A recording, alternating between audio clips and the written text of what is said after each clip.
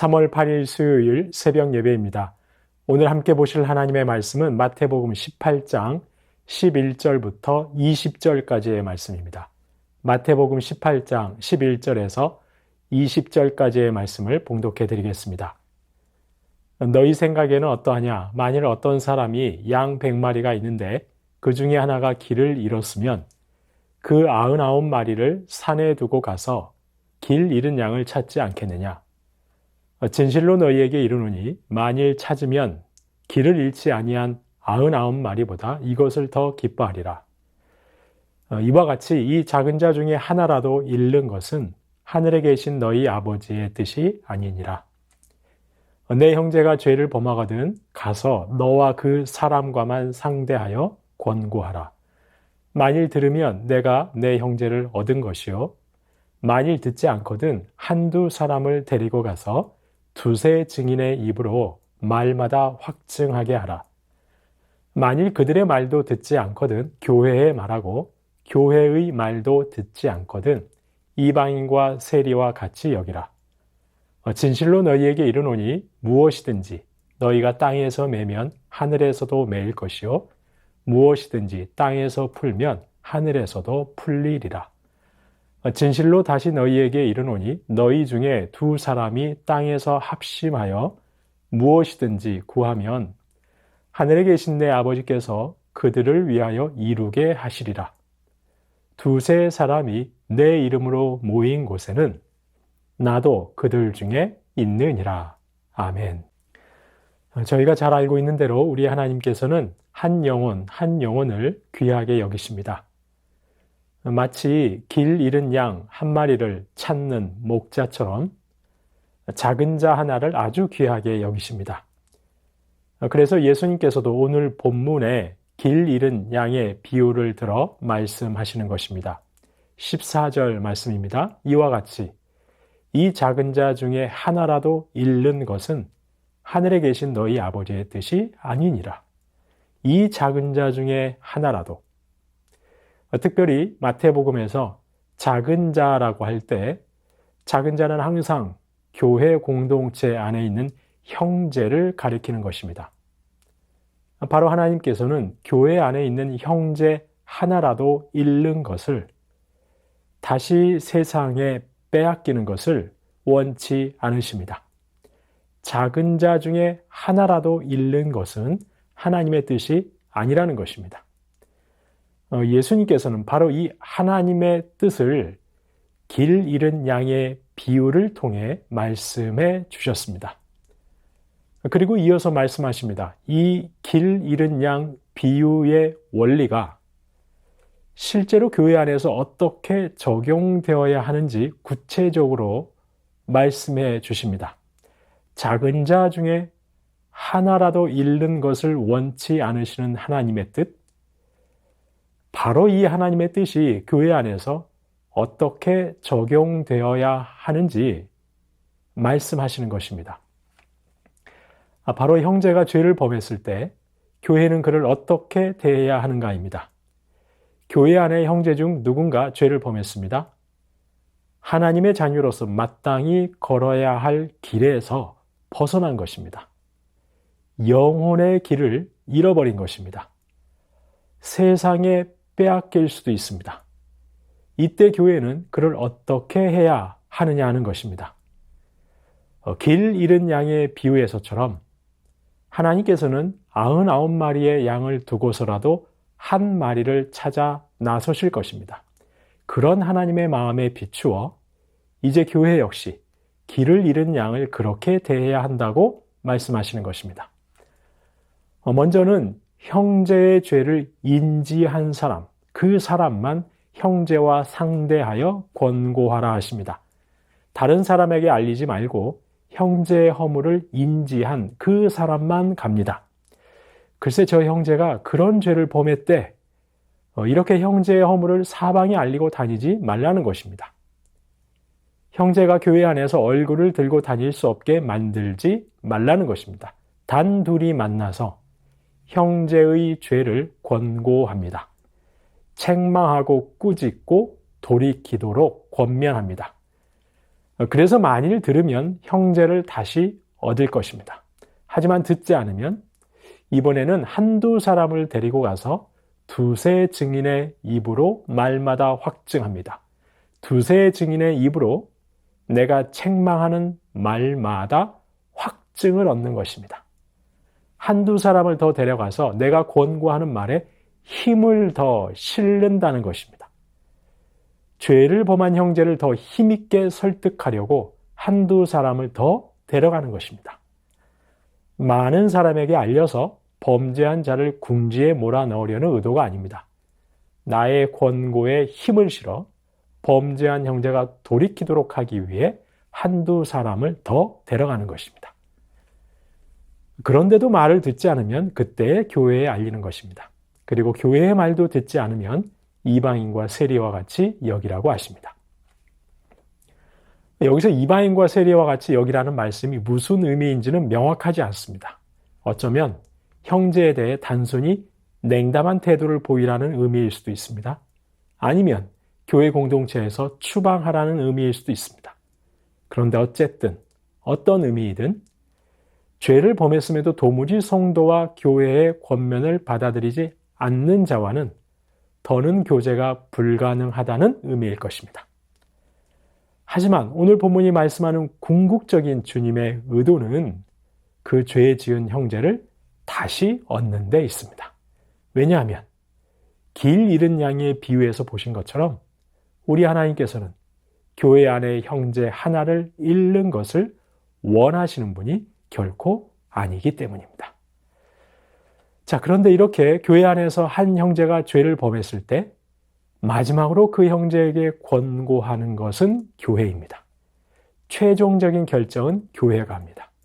교회는 아주 큰 권세를 가지고 있는 것이죠. 그래서 주님께서도 말씀하시는 것입니다. 18절 말씀에서 너희가 땅에서 매면 하늘에서도 매일 것이요 땅에서 풀면 하늘에서도 풀리리라. 교회의 권위가 아주 크다고 말씀하십니다.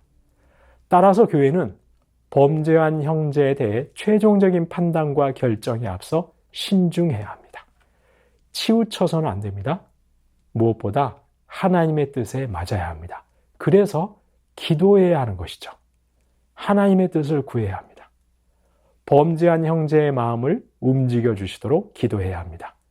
때문에 예수님께서는 바로 이어서 기도와 관련된 교훈을 말씀하시는 것입니다. 19절과 20절 말씀입니다. 진실로 다시 너희에게 이르노니 너희 중에 두 사람이 땅에서 합심하여 무엇이든지 구하면 하늘에 계신 내 아버지께서 그들을 위하여 이루게 하시리라. 두세 사람이 내 이름으로 모인 곳에는 나도 그들 중에 있느니라. 두세 사람의 성도가 모인 작은 모임일지라도 그들이 예수님의 이름으로 함께 모여서 기도합니다.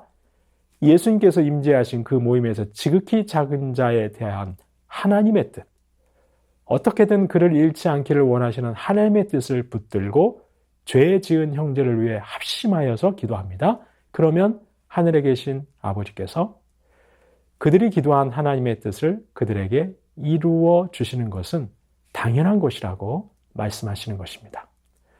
따라서 교회는 범죄한 한 형제를 향한 이 큰 권세를 사용하기에 앞서서 먼저 간절히 기도해야 한다고 말씀하시는 것입니다. 성도님 여러분, 우리 하나님께서는 작은 자 중에 하나라도 잃는 것을 원치 않으십니다. 만약 죄를 범한 형제가 있다면 교회는 목자이신 하나님의 심정으로 끝까지 찾아 나서야 합니다. 그가 다시 돌이키도록 도와주고 설득해야 합니다. 무엇보다 기도해야 합니다. 하나님의 마음을 품고 이 작은 자를 향한 하나님의 뜻을 구하며 기도해야 합니다. 이 형제가 돌이킬 수 있도록 하나님의 도우심을 구해야 합니다. 이 형제를 잃지 않도록 하나님의 은혜를 구해야 합니다.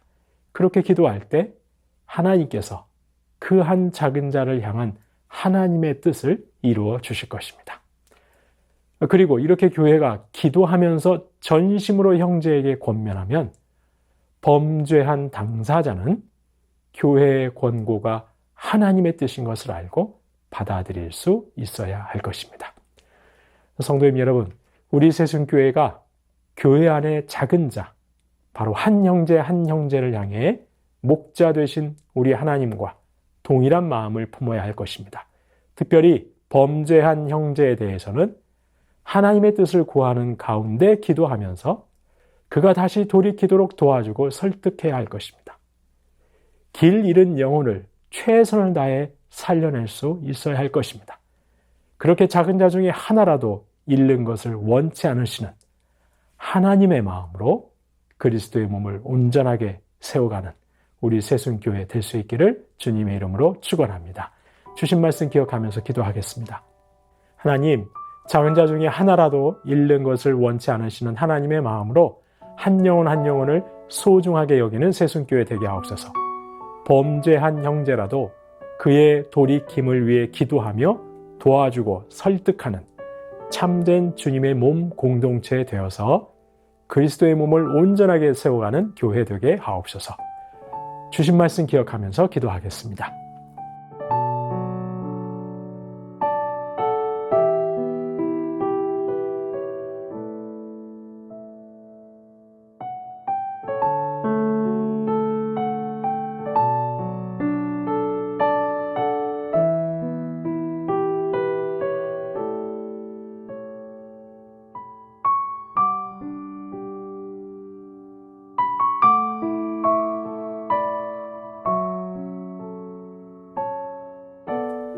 나라와 열방을 위해서 기도하겠습니다. 하나님, 이 나라와 민족을 긍휼히 여겨 주옵소서.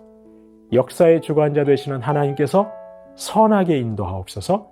열방의 제사장 나라 사명을 신실하게 감당할 수 있는 이 나라와 민족 되게 하옵소서. 제국의 탐욕을 꺾어주셔서 우크라이나 전쟁은 속히 종식되게 하옵소서. 지진과 폭력과 내전으로 신음하는 열방에 하나님의 샬롬이 넘치게 하옵소서. 나라와 열방을 위해서 함께 기도하시겠습니다.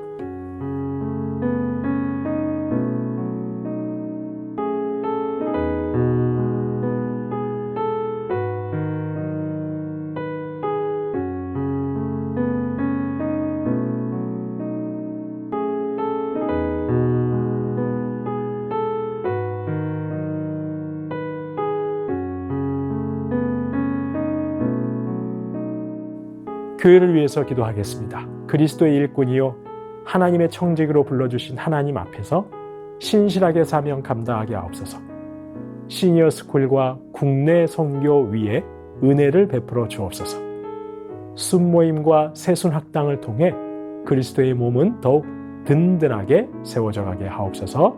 교회를 위해서 함께 기도하시겠습니다.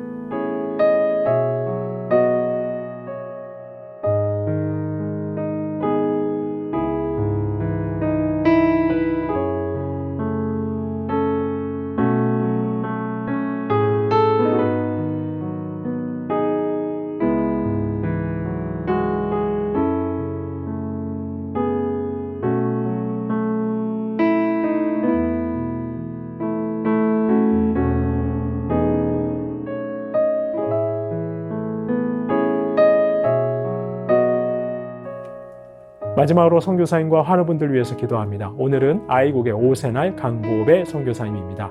비자 연장이 문제없이 진행되어서 올 한 해 맡기신 책임과 역할 잘 감당하게 하옵소서. 자동차 사고로 폐차되는 차 보험 절차가 신속하고 최선으로 진행되고 필요한 차량도 잘 구입하게 하옵소서. 차영미 권사님, 이기범 집사님, 강동엽 어린이, 권호순 권사님, 이민남 권사님, 신혜남 권사님, 추명우 성도님, 추승민 형제님, 이춘실 집사님, 김인혜 집사님, 최혁기 성도님, 이길태 집사님, 김찬준 집사님, 김영자 권사님, 정순금 권사님, 김봉남 권사님, 김광순 권사님, 박문천 집사님, 노성빈 형제님, 최랑 집사님의 아버님, 그리고 수술 이후에 회복 중에 계신 분들, 수술 앞두고 계신 분들, 항암 중에 계신 분들, 자녀의 질병 때문에 너무나도 힘들어하시는 분들, 오랜 질병으로 투병하고 계신 분들, 그까지 믿음으로 승리해 가실 수 있도록 마지막으로 선교사님과 환우분들 위해서 함께 기도하시겠습니다.